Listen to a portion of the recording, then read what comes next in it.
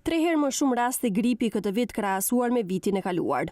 Në javën e parë të këtij viti janë regjistruar 1725 raste të gripit, që paraqesin një rritje prej 2.2% krahasuar me javën e kaluar dhe 5.2% më shumë në raport me sezonin e kaluar. Incidenca më e lartë është vërejtur te fëmijët e moshës 5 deri në 14 vjeç.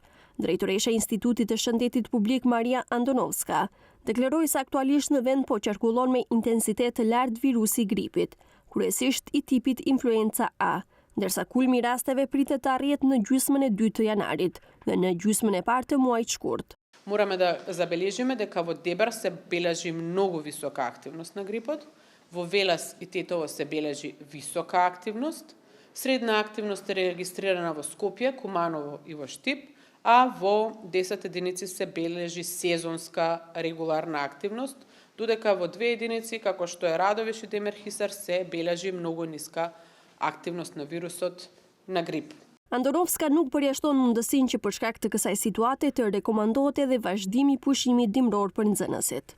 Ние сега забележуваме дека има зголемување, но тоа е според нас очекувано во овој период. Секако ќе продолжиме како институт да бележиме дали има пораси во иднина и на неделно ниво не да известуваме, доколку оцениме дека бројките се превисоки, ние можеме да дадеме како препорака да се донесе некаква мерка која што можеби би ја пролонгирала, секако доколку го забележиме тоа ќе превенираме.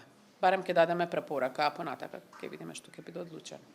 Nga Instituti i Shëndetit Publik, apelojnë tek qytetarët që të respektojnë me përpikëri rekomandimet për mbrojtje nga virusi i gripit, duke theksuar rëndësinë e higjienës personale, shmangjes së kontakteve të panevojshme, ajrosje të rregullta të hapësirave dhe paraqitjes tek mjeku në rast të shfaqjes së simptomave.